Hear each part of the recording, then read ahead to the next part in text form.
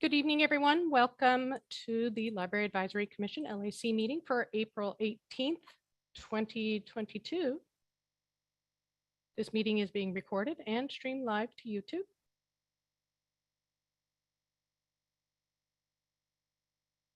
To join this webinar using a telephone only, dial any of the following numbers: 1-833-548-0276 or 1-877-853-5247 and slowly enter the webinar ID of 840-5116-5402. The chair of the commission, Lindsay Bass, will now call the meeting to order. Transitioning to gallery view, please stand by. Great, thank you, Moderator Jones. We'll call this April 18th meeting of the Library Advisory Commission to order. Clerk Samano Vargas, will you please call the roll? Jennifer Mount. Here. Mary Ripma. Here. Mike Termini. Here. Pamela Woll. Here. Tricia Wynne. Here. Vice Chair Rena Dubin. Here. And Chair Lindsay Bass. Here.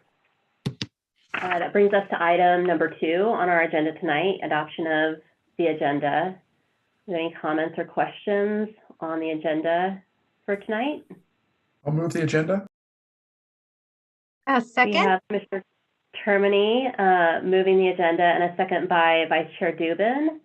Clerk Samano Vargas, will you please do a roll call vote? Jennifer Mount. Aye. Mary Ripma. Aye.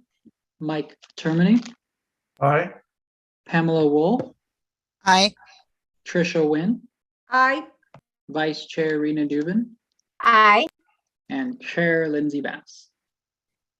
Hi, that passes unanimously. The agenda is adopted, which brings us to item 3 on our agenda for tonight, which is oral communications. So just as a reminder, any member of the audience may address the board on any matter either on or off the agenda that is within the board's jurisdiction. Note, however, that the board is not able to undertake extended discussion or act on any non-agendized items. Such items can be referred to staff for appropriate action, which may include placement on a future agenda. If you intend to address a subject that is on the agenda, please hold your comments regarding that item until it is before the board so that we may properly address all comments on that subject at the same time. In general, 3 minutes will be permitted per speaker during oral communications. Moderator Jones, do we have any oral communications from the public tonight? Chair Bass, there are no oral communications from the public. Right.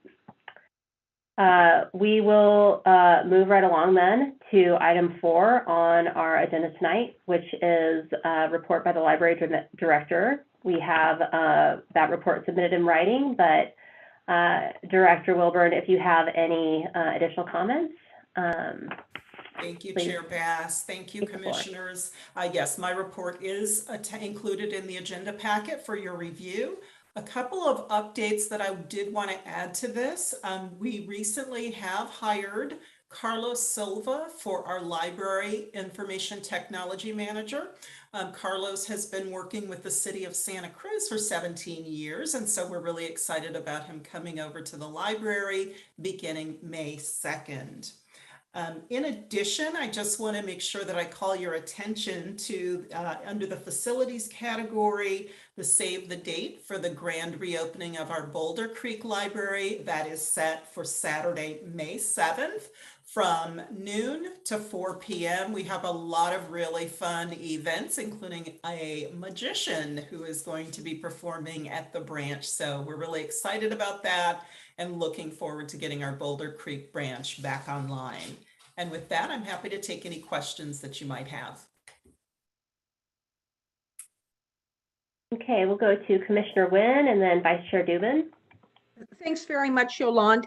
I did notice in your report the current vacancies. So it still looks like we have a lot of outstanding vacancies. Under the status, it said no open recruitment on almost every position. And I'm just wondering if you could give us a little bit more information on that. Certainly. So we work with the City of Santa Cruz Human Resources Department to fill our positions.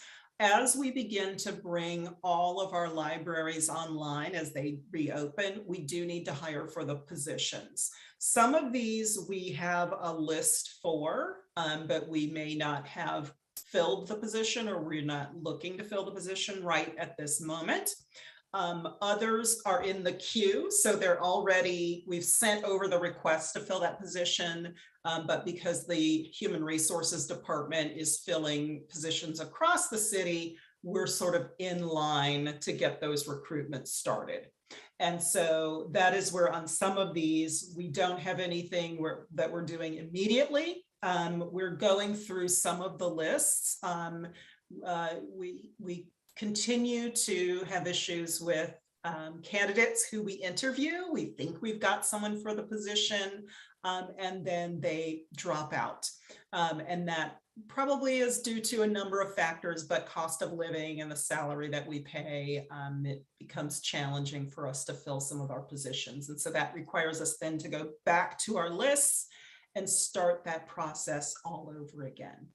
So that's why some of these are delayed, but we are working very diligently with the library information technology specialists, and we've got some other IT positions. Again, those, well, we're hoping to get those recruitments are starting where we can start taking resumes and applications.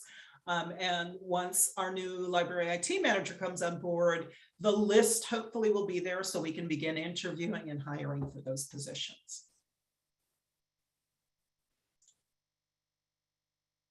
Vice Chair Dubin.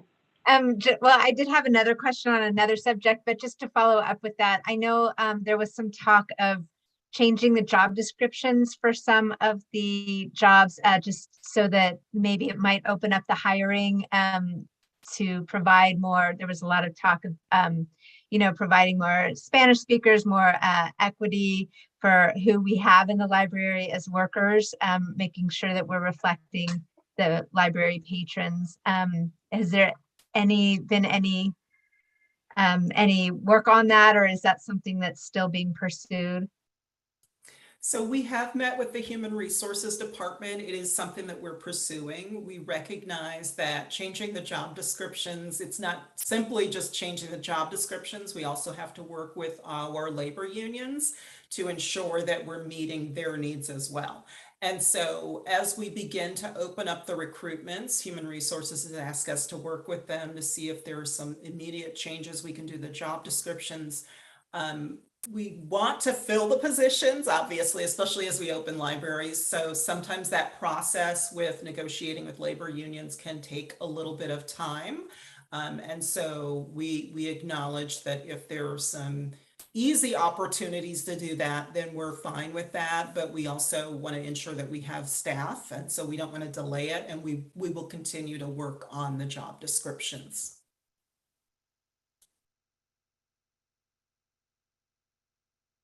Great, helpful additional information. Are there any other questions on the library director's report? Yes, Vice Chair Dubin. Thanks, and thanks for that. That makes a lot of sense. I was just curious about the checkout for the Parks and Recreation. The checkout, it said that there were passes to check out. I was wondering, that's something new to me. So I was wondering if you could say a little bit more about that. Sure, the State Park Pass checkout program. And actually, I'm happy to have Sarah Harbison, our Collection Management Services librarian, is going to be giving a presentation today about our home connectivity kits. And so Sarah's group is actually working on setting those passes up. The state library just distributed those out to us. We have the little kits right now, but those are always checked out. These are additional state park passes that we were provided by the state library. So these will not be in those kits. We're going to have them set up separately. And I'm happy to have Sarah provide you more information about that because she's in the process right now of setting those up, and she can tell you specifically where we are in that process.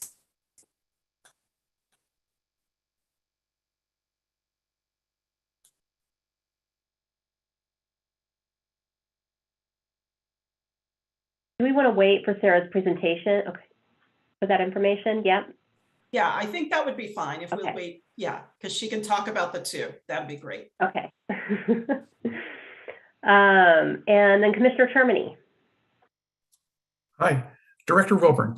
About your comment about, we sometimes have difficulty filling positions. It's not a new comment from our library director. We've seen it for years. Kind of a personal thing I've had regarding the union relationship with the library is that librarians don't have their own bargaining unit. And I think that we should really start to push for a salary comparison around Northern California, because it really leaves us in the dust. I know that we lag way behind anywhere someone with a library degree can get a job in this area. And we really need to pay attention to that. I know that the union likes the bargaining units large and collective, but librarians are a specialty. And I think that we really need to look to do a global adjustment of what we pay our librarians. Thank you for that comment. And yes, that is, again, that's something else that we're looking into doing. We've begun, like I said, working with the Human Resources Department on a number of things, our whole recruitment process, the job descriptions, the salary classifications. And I do know that the city just recently did do some comparisons of salaries across the Northern California area. Not all of our positions were included in that. And so it is definitely something that we will need to kind of pursue.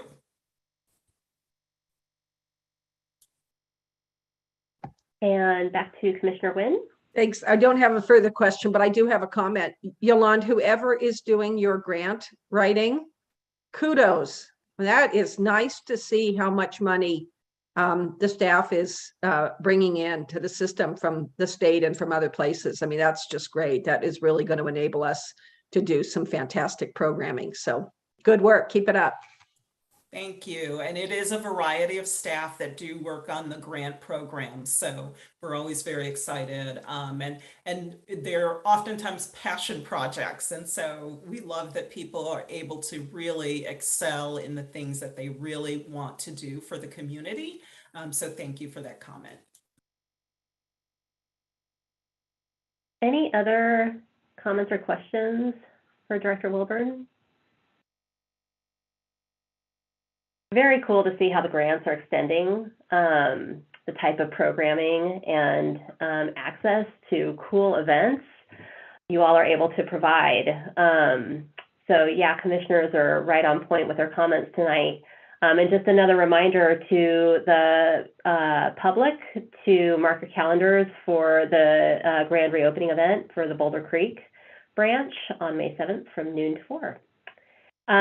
With that, we'll close out item number 4, and we'll move on to our next item, which is a report out from our esteemed Executive Director of the Friends of the Santa Cruz Public Libraries, Bruce Cotter. The floor is yours.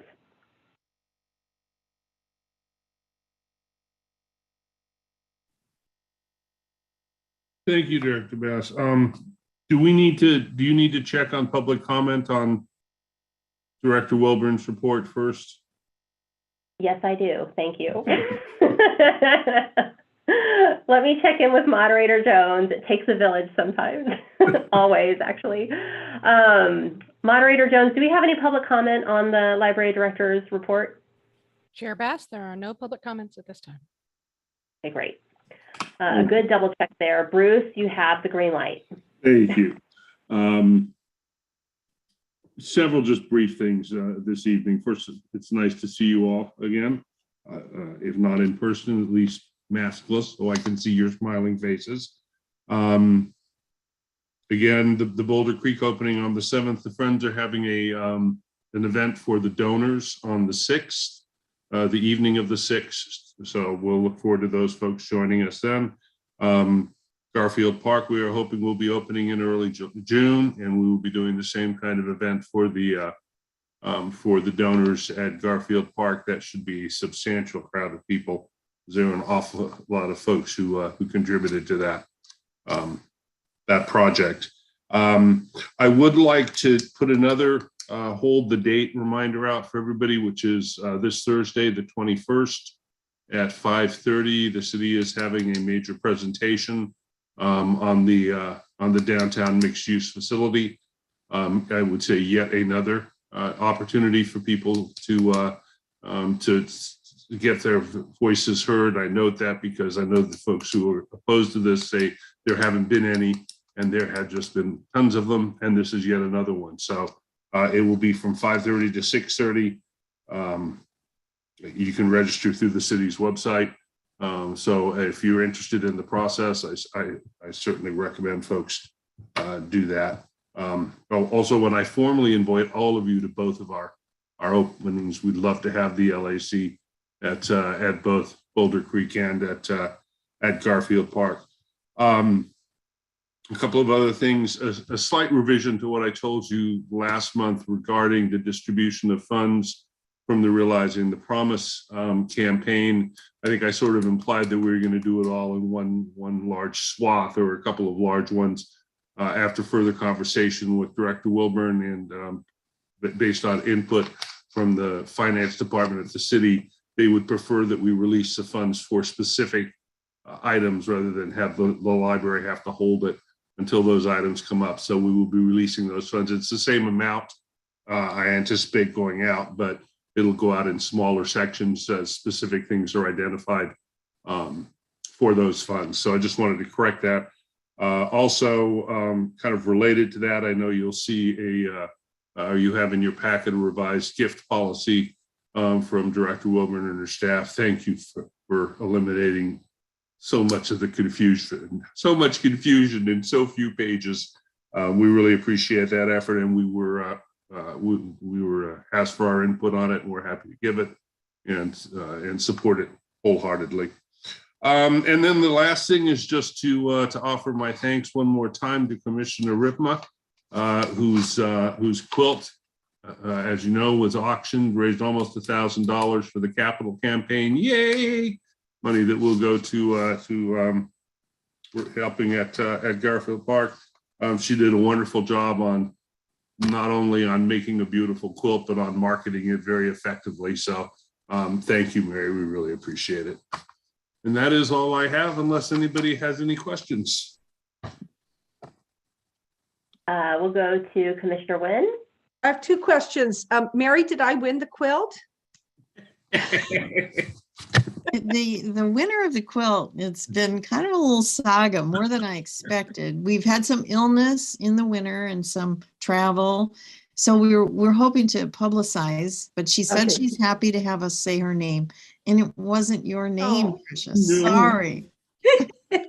Okay. Well, the second serious comment was, so Yolande came to the Aptos Chamber of Commerce last Thursday morning and really gave a great presentation, but not only on the Aptos library, but on the library system and, you know, what's been going on. She was asked specifically about the downtown branch. And the best thing that I heard all morning was, how can I help? It was great that Janice was there and Yolande said, oh, here's someone from the Friends. And, you know, please feel free to reach out to her and connect. But I really saw how important it is that we have friends following Yolande around, you know, to the extent that she's open to it, so that she always can do, you know, a warm handoff of someone who could potentially be a volunteer. So I would just love to encourage the chapters, you know, and the Friends organization to see opportunities to intersect with Yolande's busy calendar. She did something in the evening also that same day. She probably spoke at lunch too. If we could just assist in that, she can't say, oh, well, why don't you sign up for a farmer's market or speaker's brew or letter writing, but we can, you know. So I would just encourage us to really kind of shadow her while she's out and about so that we can, you know, take advantage of those opportunities. I would be more than happy to assign a staff of Yolande shadowers. But I take the point, thank you. It kind of to that point, one last thing I should have noted is that on April 27th, I believe it's 4 o'clock, is that correct, in Felton? Yolanda will be speaking to the Felton community, the Felton Friends. That is going to be recorded, but it's a great opportunity for her to get her word out again, and for the community to see what a wonderful person we've hired in this role. So thank you, and if you can make it, please try to. And I will add to that, Bruce. I'll just make a note that May 6th, I am slated to speak to the Scotts Valley Rotary Group as well. That takes place around noon. So if there are any Rotary members with the Friends, happy to have them join me.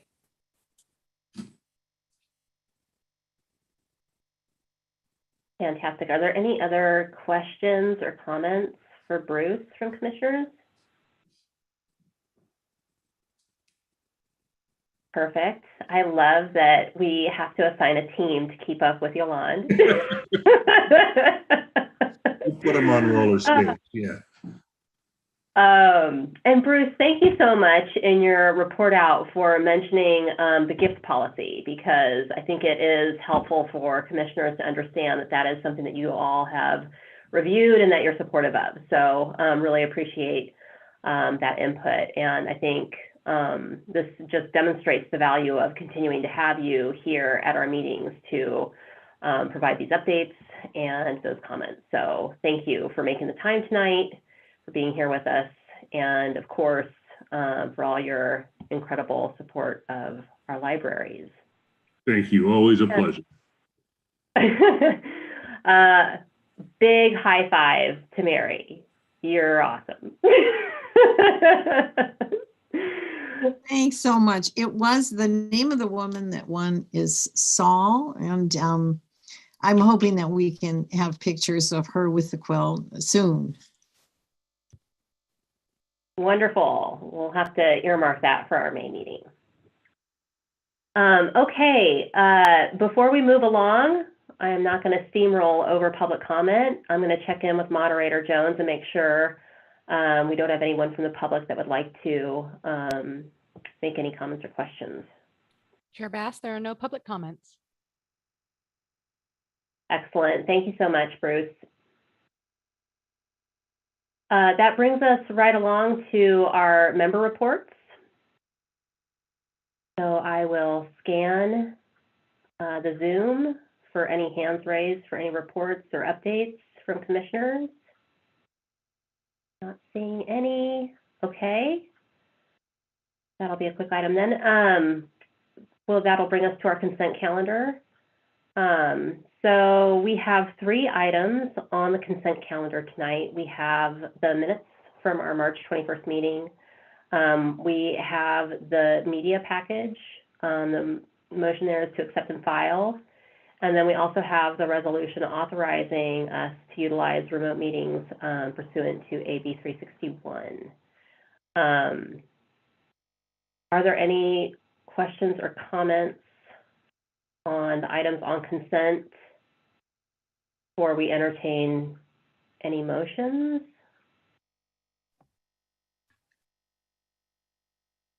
I'll move consent. Okay. Second.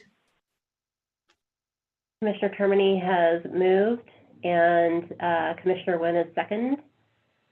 Clerk Simona Vargas, will you please do a roll call vote on the consent calendar? Jennifer Mount, Aye. Mary Ripma, Aye. Mike Termini, Aye. Pamela Woll, Aye. Tricia Wynne, Aye. Vice Chair Rena Dubin, Aye. and Chair Lindsay Bass. Aye. Consent calendar passes unanimously. And that brings us to item 8 on the agenda tonight, which are presentations. And thank you so much to Sarah Harbison for joining us tonight to talk about the home connectivity kits. Sarah, we also have you lined up to answer the question on the state park passes as well. And I will turn the floor over to you now. Great, thank you, and good evening, Chair, Vice Chair, and Commissioners. As you know, I'm Sarah Harbison. I'm Manager of Collection Management Services for Santa Cruz Public Libraries, and I have a brief presentation. I'm going to attempt to share my screen, a few slides to share with you. And I think I have clicked the right buttons. And let's see if I can get it to present. Great. So I'm excited to let you know about the home connectivity kit that we will be introducing very shortly here at the library. This is a California State Library program.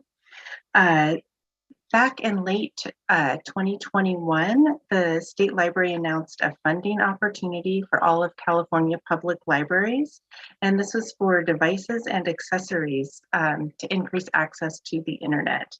So their stated purpose was to assist Californians in overcoming hardships caused by the pandemic and to help people throughout the state access the internet in the fashion that is responsive to their needs. So as you know, we provide computers with internet access and printing within our library buildings. And we are also working to provide access to computers and the internet as part of a lendable technology program. So this program offered $1.875 million to California public libraries for devices and data plans for hotspots. And Santa Cruz's allocation is $27,500, which we are very grateful for. So that allocation was determined by demographics such as lower broadband access, lower incomes, and higher unemployment rates. So all of those factored into the state library's decision on how to allocate that $1.87 million. So with our allocation, we were able to get 33 brand new Chromebooks and carrying cases with headsets and mics to go along with the Chromebooks. And in addition to those kits, we're referring to the Chromebooks and the accessories and the bags as the kit. We were also able to purchase 60 additional hotspots with support from the Friends. Thank you very much to the Friends, and some reallocation of existing resources within our library budget. Just over a year ago, in January 2021, we introduced a lendable tech collection of Chromebooks, hotspots, and we did some bundling of Chromebook and hotspot kits, and also Amazon Fire tablets. So we introduced this before our buildings were even open to the public yet. We were still in a curbside model when we did this. And we were really trying to increase the internet access that people so desperately needed. The response has been very positive, and we just keep hearing comments that we need more Chromebooks, we need more hotspots. So we're very grateful for this funding opportunity.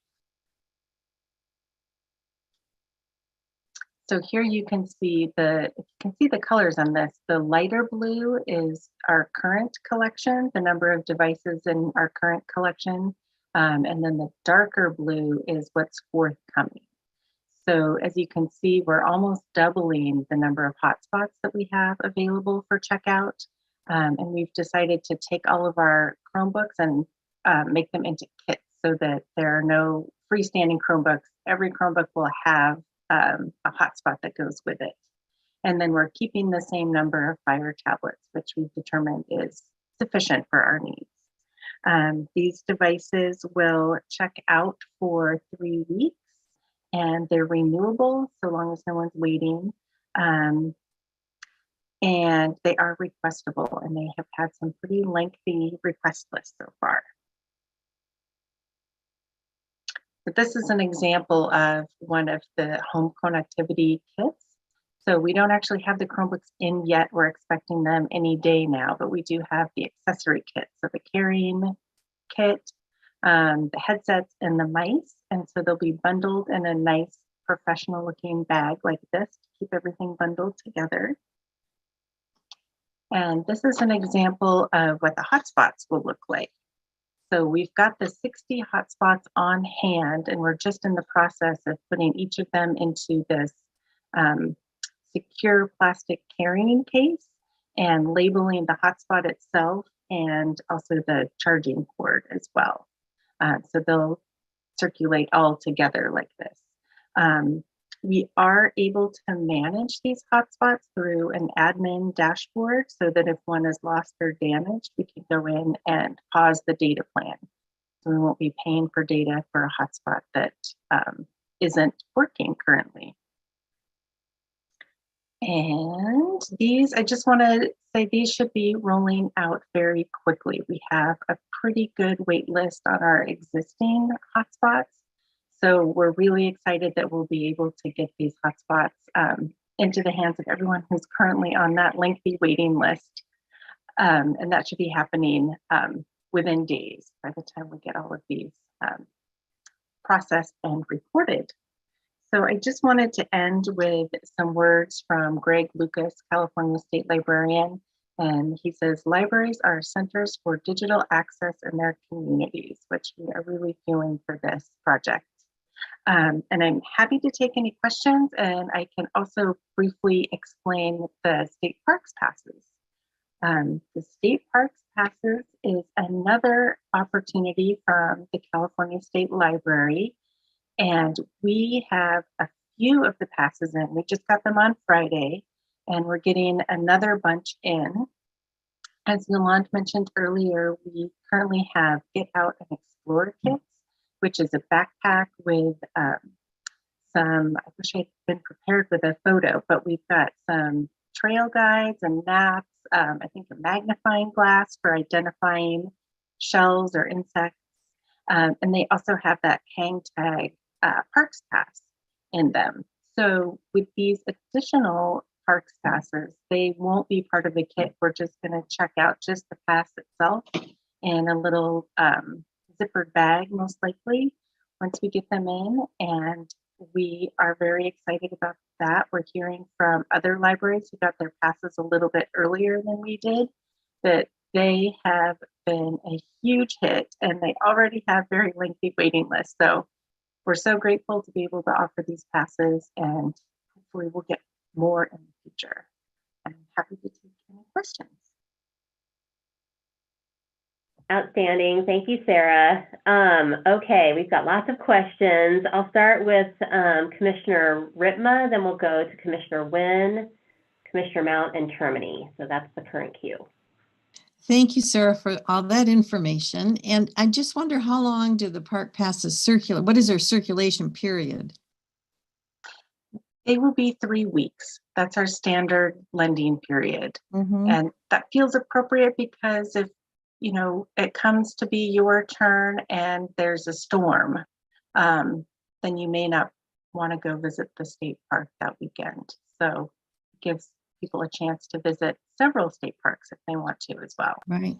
The passes cost quite a bit, and we've been looking into it. And so that's a real asset and a lovely program. Thank you.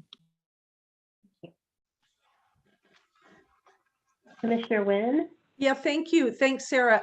I'm so excited about both of these programs, both the technology kits and the park passes. I'm wondering, we have 7 state parks in our county. I'm wondering if we're, partnering at all with the county parks, the organization that does the 7 Santa Cruz County state parks. I wonder if they might consider enhancing the kits that you've already done. That's a great idea. One of our managers, Laura Whaley, was instrumental in introducing the Get Out and Explore kits. And I know that she had worked with state parks employees here in the county when she introduced those, and actually purchased some of the identification guides and items in the kits from the state park stores. So that's a great idea to continue that partnership. And I will just add to that question because we are also working on, there's a grant that has come out in relation to the State Park Pass program. So some of our team members are currently working on a potential grant that will partner with some of those other organizations, not just for the public, but also for our staff to be able to have some resources as well.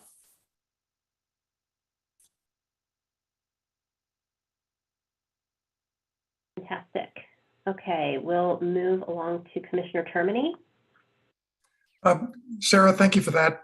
Can you tell me who the carrier is who services our hotspots? Yes, T-Mobile is the carrier for the 60 additional hotspots that we're adding. And we do have some AT&T hotspots that we'll bundle with the Chromebooks. Do they give us a preferred rate for this program? Yes, for the T-Mobile hotspots, we purchased them through a company called Mobile Beacon, who works with public libraries, and we have a very good monthly rate for these hotspots. We're very pleased. Yeah, we should make that known. That's significant from a company that large. Thank you. Great, and then Commissioner Mount.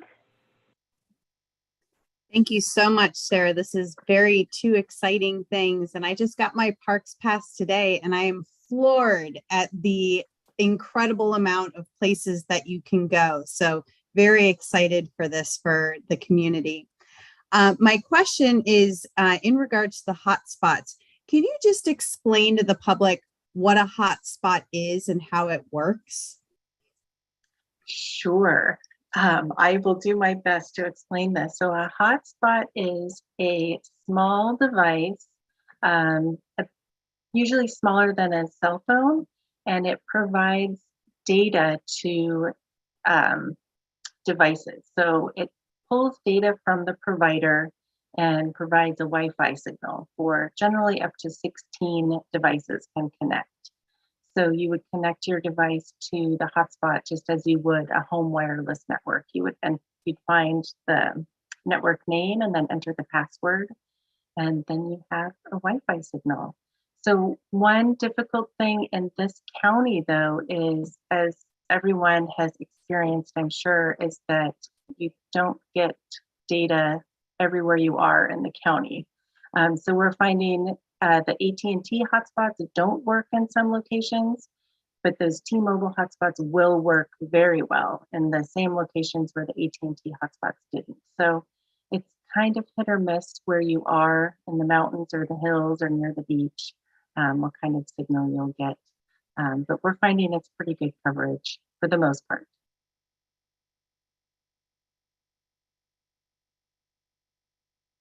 Good questions. Other comments, questions from commissioners?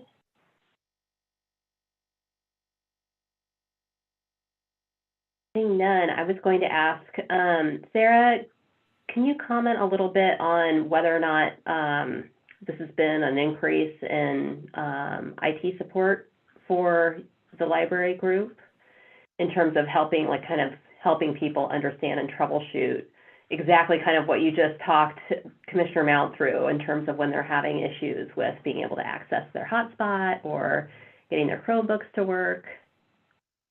Great question. We have seen an increase in questions from people needing a little extra support if they don't already have Wi-Fi at home or they don't have a device already.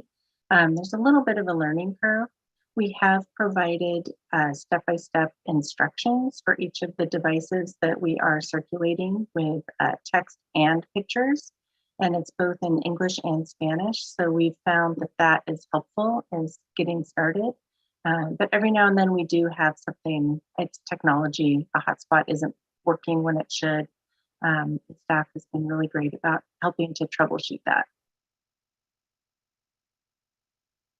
That's outstanding. The fact that you guys have created that documentation in 2 languages and gone the extra mile of making sure that it's text and picture. So that's really important, just to make that, as accessible as possible for as many members of the community as we can. I'm going to go out to the public now and just see if we have anyone from the public that would like to comment on the programs that you've shared with us tonight. Chair Bass, there are no public comments. Okay. Any final comments or questions from commissioners? Sarah, thank you so much. That was really interesting. I think we're all really fired up about the great work on the connectivity kit program, and now to hear that you're rolling out the State Park Pass program. That's super exciting as well. And I'm going to pass it off to Vice Chair Dubin really quick here for final comments. Sorry, I wasn't sure when to ask this, but it just seems to me that there are so many amazing programs like this that for the community, and I'm just wondering about the outreach, and there's always things that I don't know that are out there, so I'm wondering how to get it across. I know that just on the library web page, you know, on the library site, there's just so many places to look at, so I don't know how to promote and market the library and the library services, but it seems to me that you know, I want us all to be able to share all of the great things that the library is doing. So I don't know if there's a venue for more marketing ideas for the community, just for us, the public to really know what's going on, but just a thought. I'm happy to just provide a little bit of comment on that. So at the library, we are going out and continuing to do outreach. So thank you very much for that. We have on April 23rd, the Job and Resources Fair is coming up. That is going to be held at the in the park behind the London Nelson Center. We also are planning on participating in Children's Day, Children's Festival that day. So we're going to have staff with tables out at a number of events, and we'll be able to talk about these things with the community. And yes, we always appreciate our library commissioners, our friends at the library, spreading the great word on all the work that we do and all of the opportunities and services that we provide. Great, thank you for that, Director Wilburn. Commissioner Mount. Yeah, just one thing I just thought of as a real quick idea, something we were talking about in the strategic planning meeting is really creating a better connection between the different organizations across the county and things. And so it just immediately came to mind, who can we partner with all the nonprofits that really serve the communities we're trying to reach with this, to help them spread the word of these capabilities. Thank you. Great comments and questions. Go ahead, Director Wilburn. I was just going to say that's I love that. And that's absolutely the way that we're thinking. When I was in Aptos speaking last week, I ran into so many community partners that are willing to work with us. And so it is really about us making those connections. We definitely want to get staffed up so we have the opportunity to do more of that collaboration. But one organization that comes to mind immediately, I know United Way is doing a number of programs around like Black Health Matters. And so that's a great way to partner with United Way organization to help with health outcomes in the community for African Americans by providing state park passes as an opportunity for people to get out and hike, right?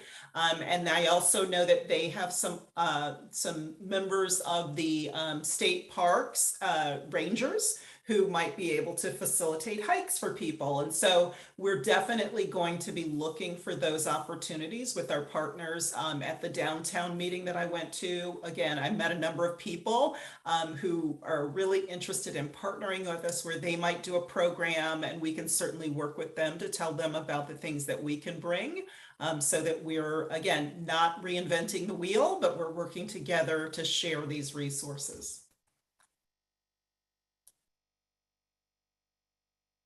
Great. So some good flags of locations and events where the library team will be out promoting these programs. So Kids Day, as well as the Resources Fair. And then I would just encourage commissioners and the public, if you have ideas for folks that would benefit from the programs or help to expand that outreach and impact, put them in contact with Director Wilburn or Sarah, and help them make those connections.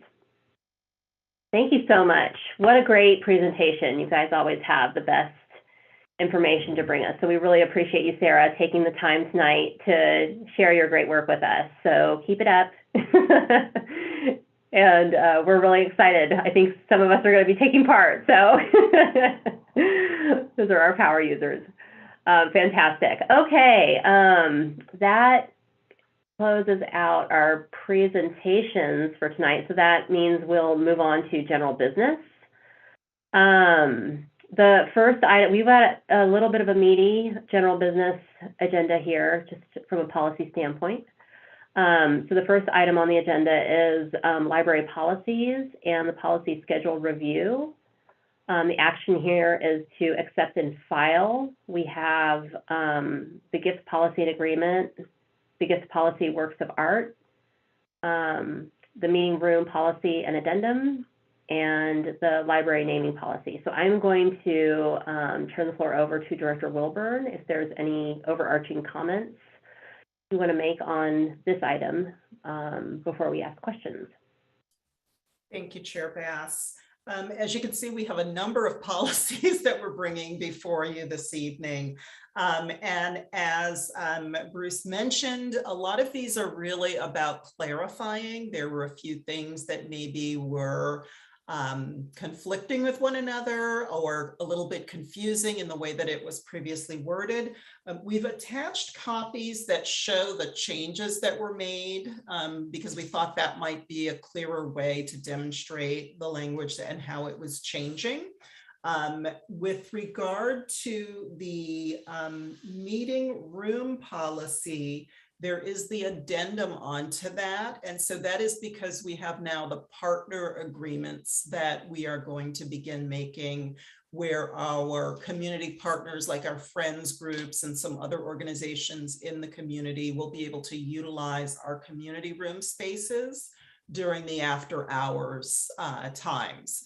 And so we have worked with the city attorney to create an agreement that is acceptable to all the parties. We've worked with our friends on that, and we think we've come to you tonight with the final versions that we think will be really a great asset for us to be able to share that community room space with our partners. And then as Executive Director, Friends Executive Director Cotter mentioned, our library naming policy is another one of those agreements. As we were looking at the gifts policy, we just want to be clearer when we're taking donations from the public. If they want it to go to the roof, that we're saying those funds, this is the amount that is allocated for the roof. And if they are saying we want the library to be able to utilize this in the best way that they know to utilize those funds, right? Meaning it might be for furniture or it might be for the roof. But we want to make sure that we're clear when we're accepting the funds and that our donors understand how that the funds will be spent. So we're all on the same page, as well as our jurisdictions, because with the naming rights, it also goes to the jurisdictions. So we want to make sure everyone's clear on what it is that they're getting from the agreement. So the documents are there for your review, and I'm happy to take any questions that you might have. Okay, we'll start with Commissioner Termini, and then we'll go to Commissioner Wynne. Thanks, Director Wilburn. It seemed that a lot of this was more housekeeping and clarification, that no massive changes took place. It was nice to see a lot of little bits and pieces cleaned up. So thank you very much. Thank you. And Commissioner Wynne? Well, thank you very much.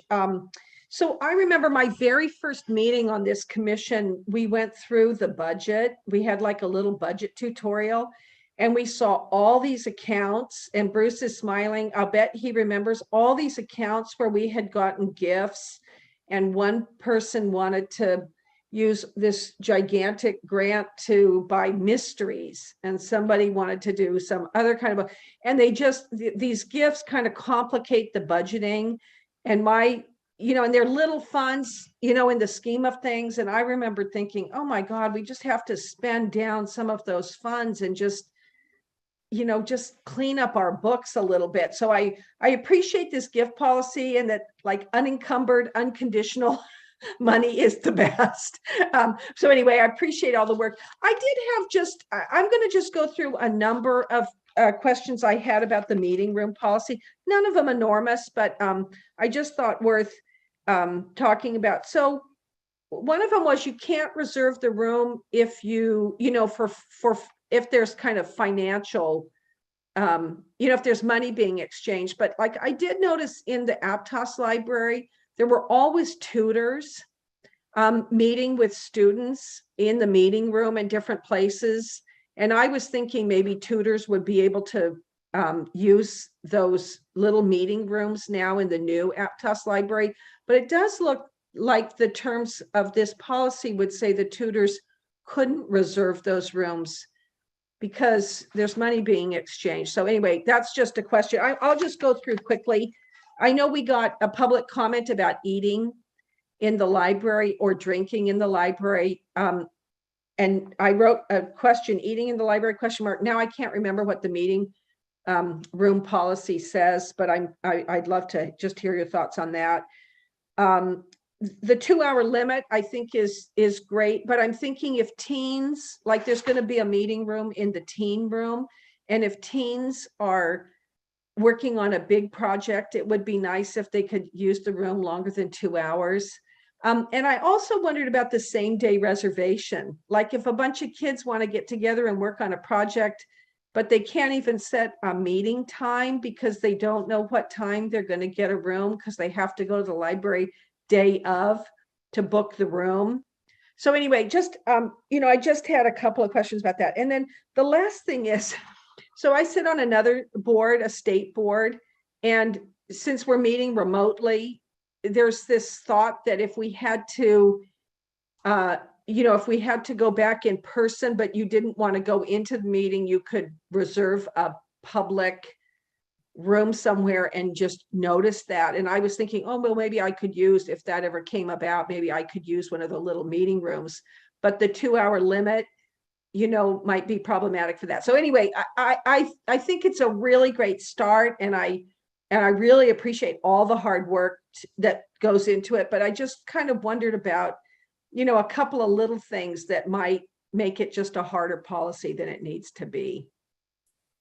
So I'm happy to respond to some of those. And, Eric can feel free to jump in since I know he's been here for quite a while. The eating, first I'll take the eating. The eating is actually part of our code of conduct. I think that's where the person had previously asked, hey, when you review the code of conduct, can you look at eating in the library? And so that is a part of just the general use of the library. And right now, because of COVID, we kind of stopped people from drinking and, bringing covered drinks and those types of things. So I think that probably should stay with the code of conduct rather than be a specific piece of the meeting room policy. The meeting rooms generally, if you have events and things in there, then you will be allowed to bring some food in. But again, right now, we're really restricting largely due to COVID. With regard to tutors, so libraries typically are not a place where you can come in and conduct your business. So students are welcome to use the rooms to study and meet. However, tutors should not be collecting money for using our space because they don't pay for our space and you can't conduct business in the library. You're not the library. With regard to the 2-hour limits, we generally do that because otherwise we will get people who will monopolize our rooms and they will come in and they will stay forever. It's great to have it, but we find that if we do the 2-hour limits, then people know that they can meet respectfully, and then when someone else wants to use the room, they need to get up and give them that same courtesy. And so that's where we found the 2-hour limits really help to prevent someone from just sort of booking the room and being in there constantly. And generally with the teen rooms, the teens can always get together in those teen rooms. That's typically going to be available for teens.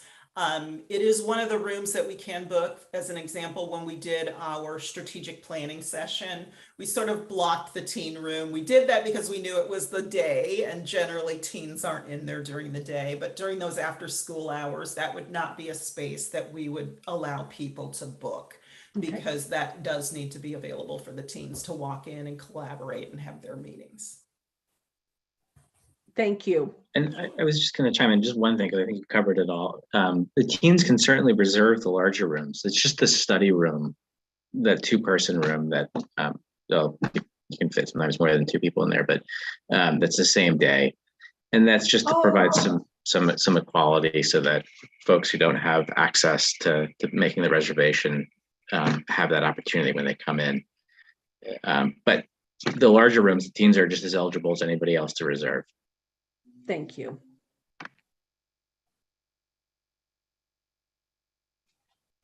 Thank you very much. That Okay. answers my questions. Great. Thank you, Commissioner Wynne. Vice Chair Dubin, did you have a question? Okay, we'll go to Commissioner Woll then. I just had one question about, I think the language in for the community room reservation said that it can only be for public events. Is that the case, that you couldn't reserve that for a club meeting or something that's not open to the public? Correct, because we are a public building. It is generally open. It has to be an event that is open to the public. Now, that being said, I know that our community partners may hold a meeting where they might be meeting with specific members of the public. I believe, like at Capitola, the district attorney's office uses our community room to sort of hold some court sessions or counseling sessions for court. It's a way to reach people who maybe can't get to the courthouse. And so they're using that after hours. So obviously they're not going to have the members of the public walking in as they're counseling someone on their case. So that's a little bit different in that it is one of those partner agreements. But generally during the daytime, you couldn't book it for your private birthday party, as an example, and then say nobody else walking in the library can use that space. It does have to be something that would be open and available to the public if they do want to come in.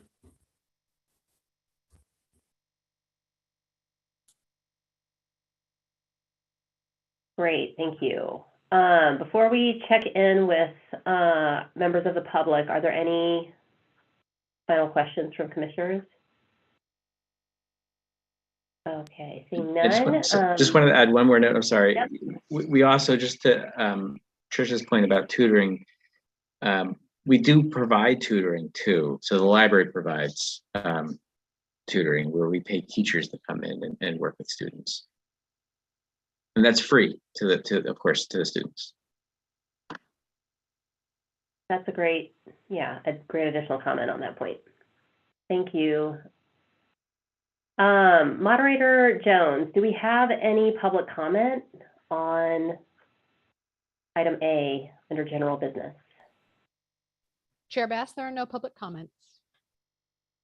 Okay, I will bring this back and entertain any motions commissioners would like to make on this item.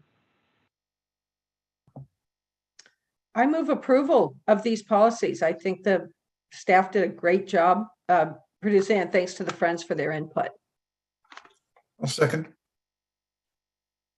Okay, we have a motion on the floor to approve and accept and file these 4 policies along with the schedule of policy review. That was moved by Commissioner Wynne, seconded by Commissioner Termini. Clerk Simona Vargas, will you please do a roll call vote? Jennifer Mount, Aye. Mary Ripma, Aye. Mike Termini, Aye. Pamela Woll, Aye. Tricia Wynne, Aye.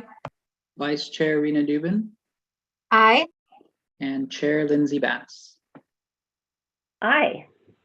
That item passes unanimously. Thank you, everyone. Thank you for all the work that went into bringing those policies before us, and the clarifications that will come will hopefully provide some good expedited efforts around gifts and donations. So we know there's been a lot of activity in that arena of late, so great to see those updated. Let's see, the next item on the agenda tonight is the display of the progressive pride flag. So this is item B under general business. And the recommendation is to approve the display of the progressive pride flag through June 2022. So I will hand this over to Director Wilburn for any opening comments she may have on this item. Director Wilburn? I think she might have disappeared. It just disappeared. I thought maybe it was just my screen. No, she's not in the queue, Chair Bass. So let's give her just a minute. Okay. Eric, do you want to Sure. provide some overarching comments? She is back too. I see her coming back. We'll give her 1 minute. Okay. There you are. Hi, Alon. Don't know what happened. Who knows? So we were just going to hand over to you on item B under general business if you have any opening remarks on the recommendation for display of the progressive pride flag. Certainly. Thank you, Chair Bass. So this is a recommendation to approve the displaying of the progressive pride flag to run through June of 2022. Last year, the flags went up and they were flying for the full year, but we recognize based on our policy that we have a 365-day maximum. If we cannot extend to have the flag fly longer than that without coming back to the LAC and going to the JPA board. And so being that it's April and we're almost at Pride Month, we didn't want to have to stop flying the flag in order to meet the 365 days and then put it right back up again in the month of June. And so we're just asking for permission from the LAC or approval from the LAC to allow us to continue to fly the progressive pride flag at our facilities through the month of June 2022, at which time we will take the flags down in conjunction with our policy. And then of course, we'll fly it again next year when Pride Month comes around again. And I'm happy to take any questions you might have. Thank you. Commissioners, I'll go to Commissioner Termini and then to Commissioner Mount. Well, as I was last year, I'm wholeheartedly in favor of this. I just wanted to make everyone aware, just for an FYI, what we just came up against in Capitola. We recently approved the progressive pride flag, and it was immediately followed up by a request, and a valid one in many ways, to fly a flag during Police Appreciation Week. The problem was it was a flag that has been co-opted by some radical groups, so it's developed a bad connotation. So it was denied, which was very uncomfortable, for a community like ours. So we need to be thoughtful if and when that kind of request comes by to tread carefully and take it to heart. And that's it. Thank you, Commissioner. Commissioner Mount? Yeah, I just wanted to get clarification on the Pride Month versus kind of the yearly calendar. Can you describe a little bit more about, how long we're able to fly the flags and even a little bit more information around, the different requests we may get to fly flags and how we go through that? Sure, and that's one of the that's why we attached the commemorative flag policy for you all. So my understanding is last year, library staff had come before the commission asking if the progressive pride flag, and in that item, it was I think titled, that item had it listed as LGBTQ pride flag. And so that's why we kind of used that same language, because that's what was approved. It was the progressive pride flag. And so that's why I wanted to make sure that we were clearer this go around in saying it's the progressive pride flag. So staff had come to the Library Advisory Commission and asked if it could fly for the 365-day period for the full year. At that time, the Library Advisory Commission was very much in support of that.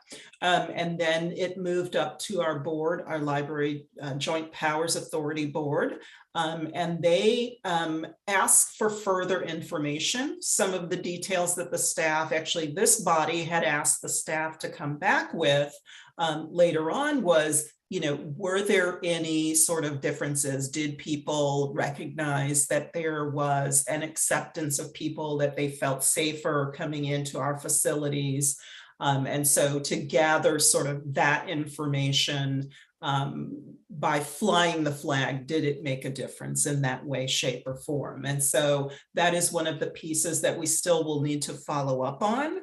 To see, and we can bring that back to the Library Advisory Commission to let you know what our public thought about us flying that flag, whether they all felt welcome, because the progressive pride flag, as you may know, is more than just about LGBTQ. It is about being accepting of all people. And so, again, we're happy to bring that back. With regard to when we would fly flag, as you can see from our policy, the permission to fly any commemorative flags are left to this body. So we would bring it before this body to make the decision, and then that would go forward to the Joint Powers Authority Board, and they would have the final say in whether that flag was allowed to fly and for the period of time. So that's really the process. So as an example, as Commissioner Termini just spoke about, there might be some flags that people come to us. We do need to tread carefully, because we want to, be able to be consistent with our policy, but we don't also want to sort of polarize people when they walk into our facilities by the flag that we're flying. So that's why it's really important that we're careful. And I think that it's important that we've set the policy, that is our policy. And so we need to be respectful of that and say, okay, no, we need to take it down and follow our own policy. And I think I'll just add that a lot of the motivation for having it for the full year was rooted in the mission of the library and its emphasis on providing safe spaces. And we recognize that the LGBTQ community is disproportionately bullied. And even here in the county of Santa Cruz, there are numbers that point to that as well. It's a national, really unfortunate national trend, but the Office of Education has provided data on that for the kids in our county.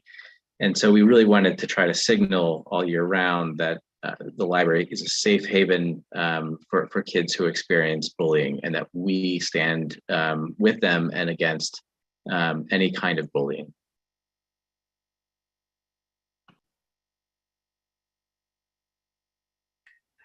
On that note, Chair Bass, we need to recognize, and we always recognize, how libraries are bastions of knowledge and information. They have always been as much a sanctuary building as any house of worship. So, enough said. Thank you for the additional comments. Are there any remaining questions from commissioners before we go out to the public?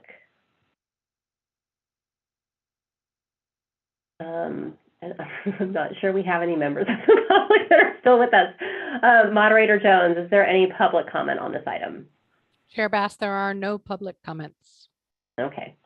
Thank you, everyone. And I just wanted to echo the comments around that Yolande made with respect to following up to see the impact that flying the flag did have, and just to emphasize the messages Assistant Director Howard and Commissioner Termini shared, that as this comes down, what are the ways that the library and its branches can continue to signal they are a safe space for all. And I'm sure in addition to this act taken over the last year and through June 2022, there are other things that could be done to signal that. So we just invite the staff to bring any other items back to this body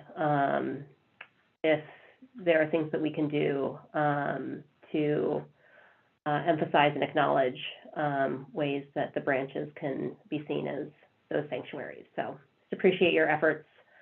Any other final comments or questions before we entertain motions on item B? Okay. So I move approval. item B, I move great, approval. thank you. I'll second. Great, okay, so we have a motion to approve by Commissioner Wynne and a second by Vice Chair Dubin. Clerk Simona Vargas, would you please do a roll call vote on item B? Jennifer Mount, Aye. Mary Ripma, Aye. Mike Termini, Aye. Pamela Woll, Aye. Tricia Wynne, Aye. Vice Chair Rena Dubin, Aye. and Chair Lindsay Bass. Aye, that item passes unanimously. Thank you to the library leadership for bringing that back to us and allowing that flag to continue to fly through Pride Month this year. That's the last item under general business. That brings us to the final item, which is the schedule of our upcoming meetings. So the next meeting that is on the schedule is for May 16th. The resolution that we passed tonight makes it okay for us to hold that virtually. So our next meeting will again be virtual. We have 3 remaining meetings on the calendar after that, so we'll have to play that by ear. So if there's a desire to continue to do virtual, we might see those resolutions come back onto our agenda. And then just a note that we may see some additional policy reviews on that May 16th agenda. We're still looking